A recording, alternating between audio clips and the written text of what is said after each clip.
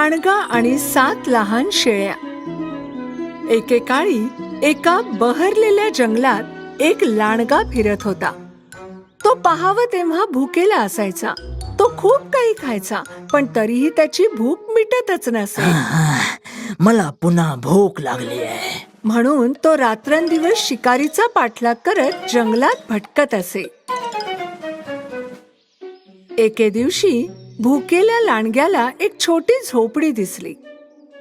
तो काळजीपूर्वक आणि गुपचूप तिथे गेला आणि जेव्हा तो जवळ आला त्याने झाडांमधून पाहिलं तर झोपडीत एक शेळी आई आणि तिची 7 पिल्लं राहत होती.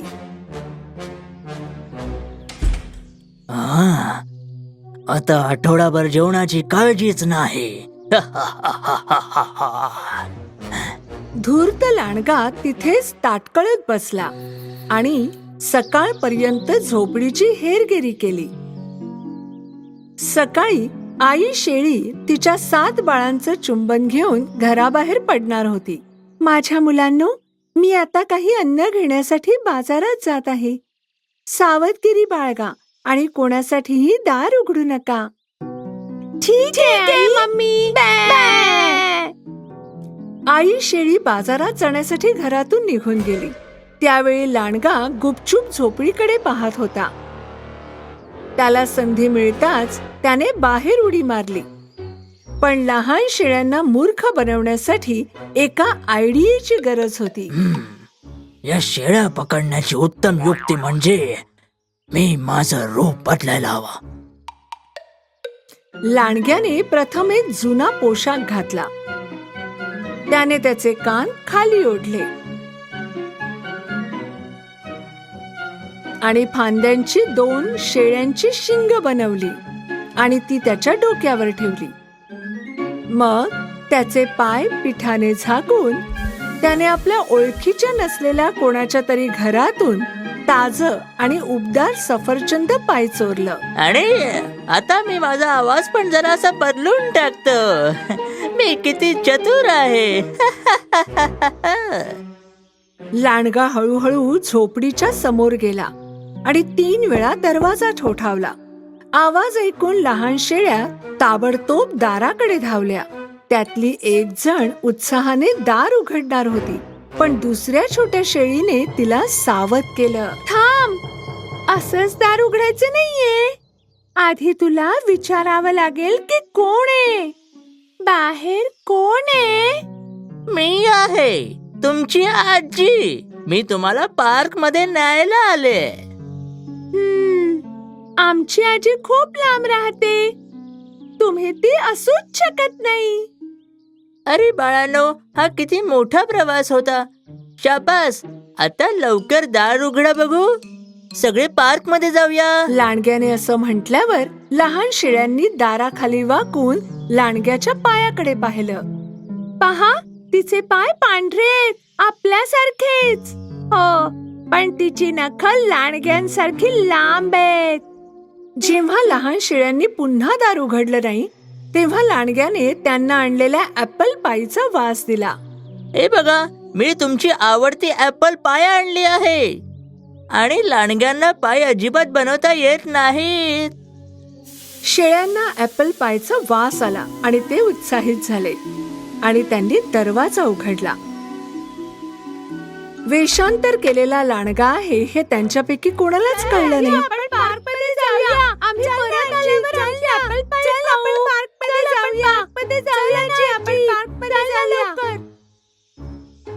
लहान शेळ्या आणि लांडगा झोपडीतून निघून गेले.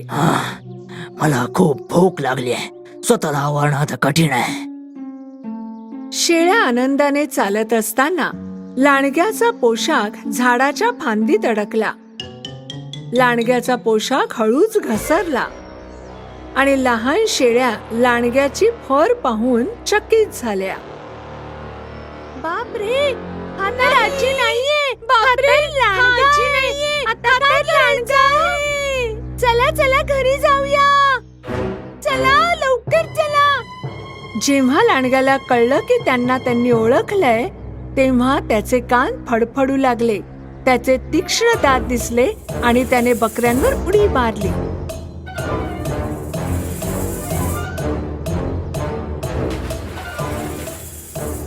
त्याने त्या सर्वांना शोधून एक एक करून पकडलं. त्यापैकी फक्त एकच वाचली आणि लांडग्यांपासून दूर पळून गेली. लांडग्याने 6 लहान बकऱ्या पळवून नेल्या आणि आपल्या अंधाऱ्यात गुहेत घेऊन गेला. आईला कळवायला वाचलेली छोटी शेळी एवढ्या वेगाने धावली की तिला धाप लागली. दरम्यान आई शेळी बाजारातून फळे आणि भाजीपाल्याची टोपली घेऊन घरी परतली होती. घराचा दरवाजा उघडाच होता. ती घाईघाईने आत गेली, पण आजूबाजूला तिची चिमुकली दिसली नाहीत. माझे बाळ, तुम्ही कुठे आहात? माझ्या लहान शेळ्या. शेळी आई इतकी काळजीत होती की ती ताबडतोब आपल्या लहान मुलांना शोधण्यासाठी घराबाहेर पळाली. दरम्यान तिला जमिनीवर मोठ्या पावलांचे ठसे दिसले. अरे नाही, या तर लांडग्याच्या पाऊलखुणा आहेत. तिने थोडा वेळ त्यांचा पाठलाग केला, पण नंतर रस्ता बदलला आणि पाऊलखुणा अदृश्य झाल्या. आता मी काय करणार आहे? एका लांडग्याने माझ्या पिल्लांचं अपहरण केलंय. आई बकरी ओरडत असतानाच पळून गेलेली छोटी बकरी तिच्याकडे धावत आली. मम्मी! अरे माझं बाळा, तुझे भाऊ बहीण कुठे आहेत? काय झालं? लवकर सांग. एका भुकेल्या लांडग्याने आपल्या शेळी आजीच्या वेशात येऊन आमचं अपहरण करायचा प्रयत्न केला. मी वाचले फक्त आई, पण मला माहिती ते कुठे आहेत. आई शेळी आणि तिचे लहान पिल्लू लांडग्याच्या गुहेकडे धावले. जेव्हा ते आले तेव्हा त्यांना लहान शेळ्यांचा आवाज ऐकू आला. ही लांडग्याची गुहा आहे. आता आपल्याला खूप काळजी घ्यावी लागेल बाळा. आई शेळी आणि तिच्या पिल्लांनी इतर लहान शेळ्यांना वाचवण्यासाठी एक चतुर योजना आखली. त्या दोघींनी लांडग्याच्या घरासमोर उभं राहून हाताने आतल्या बाजूला एका मोठ्या अस्वलाची सावली बनवली. आत लांडगा लहान शेळ्या खाणारच होता, पण तेव्हाच त्याने अस्वलाच्या आकाराची भीतीदायक सावली पाहिली. मी खूप दिवसांचा उपाशी असलेला एक विशाल अस्वल आहे. इथे जवळपास एखादा लांडगा असेल जो माझं पोट भरेल.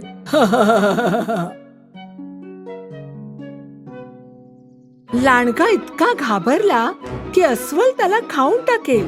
तो लगेच त्याच्या गुहेतून बाहेर पळू लागला. नाही, मला मदत करा मला. अस्वल अस्वल अस्वल मला खाईल. मला मदत करा, मला वाचवा. लांडगा पळताना पाहून लहान शेळ्या आनंदाने बाहेर आल्या आणि त्यांनी आपल्या आईला घट्ट मिठी मारली.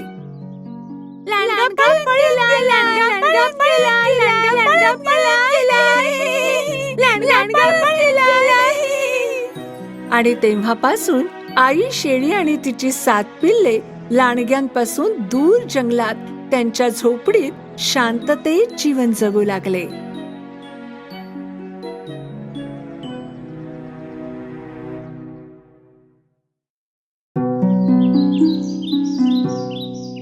एकेकाळची गोष्ट आहे.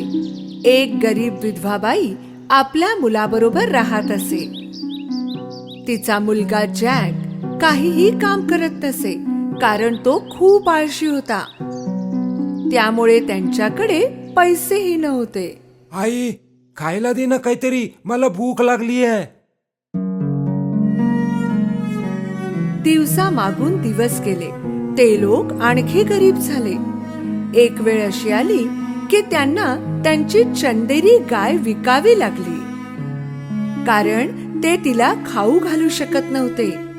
जॅकच्या आईने त्याला सांगितलं की गाय बाजारात घेऊन जा आणि चांगल्या किमतीत विक. मग ते कदाचित खाण्यासाठी काही विकत घेऊ शकले असते. बाजारात जाताना जॅकला एक विचित्र दिसणारा म्हातारा भेटला. त्या म्हाताऱ्या माणसाने गायीकडे पाहिले आणि जॅकला म्हणाला, हे बाळा, जर तू मला तुझी गाय दिलीस तर त्या बदल्यात मी तुला एक मौल्यवान गोष्ट देईन बघ. हे ऐकून जॅकला खूप आनंद झाला. म्हाताऱ्या माणसाने 5 दाणे आपल्या खिशातून काढले. हे एवढेसे दाणे, पण हे जादूचे दाणे आहेत. जॅकचा आधी त्यावर विश्वास बसला नाही, पण तो म्हातारा माणूस म्हणाला, ऐक माझ्या बाळा, तू एक चांगला आणि हुशार मुलगा आहेस. हे जादूचे दाणे घे. तुला कधीही पश्चाताप नाही होणार. माझ्यावर विश्वास ठेव.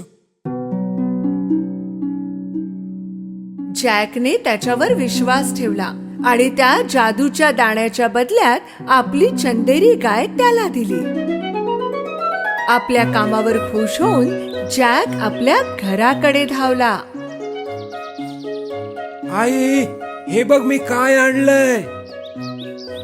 जॅकला एवढा आनंदात पाहून त्याच्या आईला वाटलं की तो गाय खूपच चांगल्या किमतीत विकून आला असावा. जेव्हा जॅकने आपल्या आईला जादूचे दाणे दाखवले तेव्हा ती उदास झाली. तिने ते जादूचे दाणे अंगणात फेकून दिले आणि जॅकला आपल्या खोलीत जायला सांगितलं. तू तुझ्या खोलीतच राहायचंय जोपर्यंत मी तुला बाहेर बोलवत नाही, आणि आज तुला अजिबात जेवण मिळणार नाही.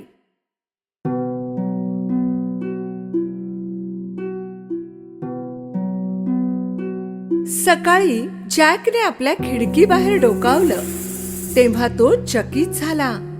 त्यांच्या खोलीच्या खिडकीतून त्याने पाहिलं की एक रोपटं खूप वेगाने वाढत होतं. हे ना सर्वसाधारण झाड होतं ना एखादं फूल. हे जादूच्या दाण्याचं झाड होतं. जॅकने त्या विशाल दाण्याच्या झाडावर उडी मारली. त्याच्या वेड्या वाकड्या पानांवर शिडीप्रमाणे चढू लागला.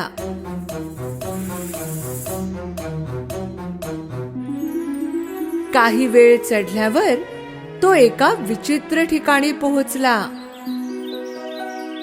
तेथे सगळं काही मोठं होतं. त्याने एक फुलांनी बहरलेला रस्ता पाहिला ज्याच्या तटावर एक मोठं घर होतं. जॅक घराजवळ पोहोचला आणि त्याने दार वाजवलं. एका विशाल महिलेने आतून उत्तर दिलं. मी तुम्हाला विचारणार होतो की तुमच्याकडे काही खायला मिळेल. हो आहे, पण तुला माझा नवरा येण्या अगोदर इथून निघून जावं लागेल, कारण माझ्या नवऱ्याला लहान मुले खूप आवडतात आणि तो त्यांना खाऊन टाकतो. जॅक खूप घाबरला होता, पण तेवढाच भुकेलेलाही होता. जसा तो खाण्यासाठी टेबलावर बसला त्याने ऐकलं की कोणीतरी खोल आवाजात बाहेर बोलत होतं. मला मुलाचा वास येतोय. कच्चा वा पक्का कसाही चालेल, मी त्याला शोधेन. हो हो हो. त्या बाईने जॅकला हाक मारली. आत्ताच्या आत्ता ओव्हन मध्ये जाऊन लप बाळा. जॅक ओव्हन मध्ये जाऊन लपून बसला. तो राक्षस किचन मध्ये येऊन वास घेऊ लागला. मला मुलाचा वास येतोय. तुम्ही हे काय बोलताय? तुम्हाला त्या मांसाचा वास येत असेल जे मी काल मांजरीला खाऊ घातलं होतं. जेवण झाल्यानंतर तो राक्षस आपलं सोनं मोजू लागला.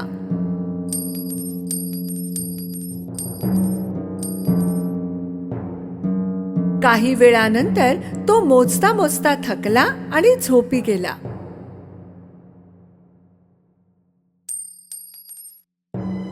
जॅक ओव्हन मधून बाहेर आला आणि त्याने सोन्याची बॅग उचलली. त्याने ती बॅग दाण्याच्या झाडाखाली फेकली आणि तो झाडावरून खाली उतरू लागला.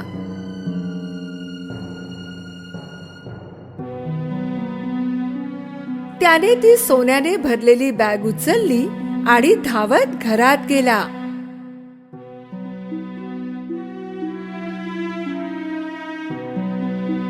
जॅकची आई सोने पाहून खूप खुश झाली. त्या दिवसानंतर ते कधीच गरीब राहिले नाहीत. पण काही महिन्यांनी त्यांच्याजवळ जे सोनं होतं ते संपलं.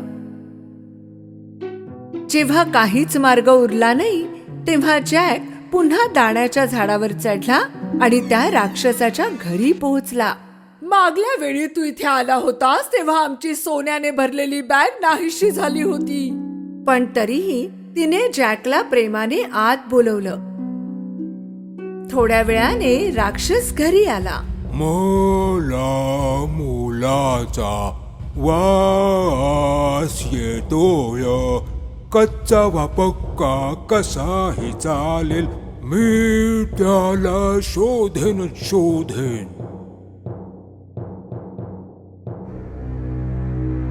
राक्षसाचा आवाज ऐकताच जॅक अवन मध्ये जाऊन लपला.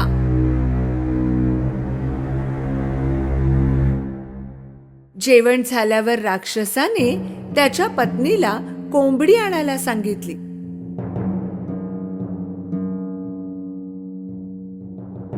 जेव्हा पत्नीने कोंबडी आणली तेव्हा त्याने कोंबडीला अंडे देण्यास सांगितलं. जॅकला हे पाहून आश्चर्य वाटलं की त्या कोंबडीने सोन्याचं अंड दिलं. आणि जेव्हा राक्षस झोपला, जॅक अवन मधून बाहेर आला आणि त्याने कोंबडीला उचललं आणि खालच्या बाजूला पळाला. सोन्याच्या अंड्यांमुळे जॅक आणि त्याची आई पुन्हा श्रीमंत झाले होते. पण काही दिवसांनी जॅकने पुन्हा एकदा आपलं नशीब आजमावायचं ठरवलं आणि तो दाण्याच्या झाडावर चढला. त्यावेळी राक्षसाच्या घरात हळूच घुसला, त्याच्या पत्नीपासून लपून छपून, आणि मोठ्या तांब्याच्या भांड्यात जाऊन लपला. थोड्या वेळाने राक्षस तेथे आला. मला मुलाचा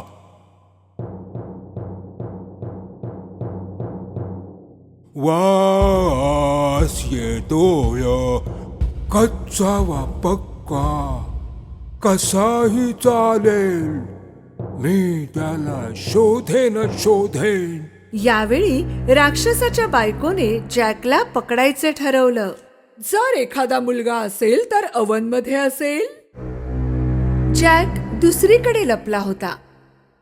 राक्षस आणि त्याच्या बायकोने संपूर्ण घर शोधलं, पण त्यांना जॅक सापडला नाही.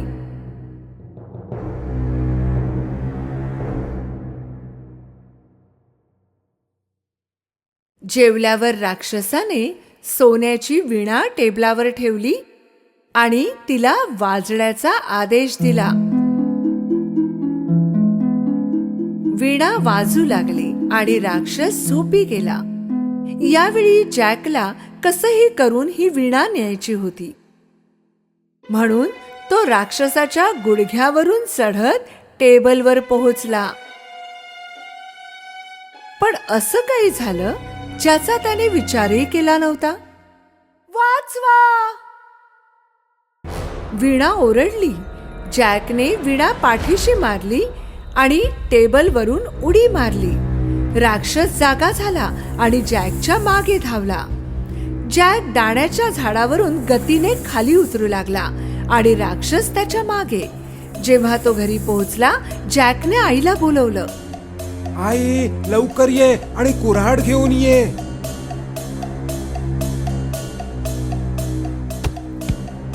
त्यांनी दाण्याचं झाड कापायला सुरुवात केली.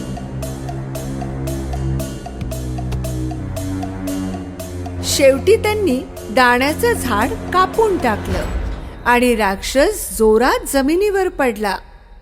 ते दोघे राक्षसापासून सुरक्षित होते. नशीब आपलं, आपण वाचलो.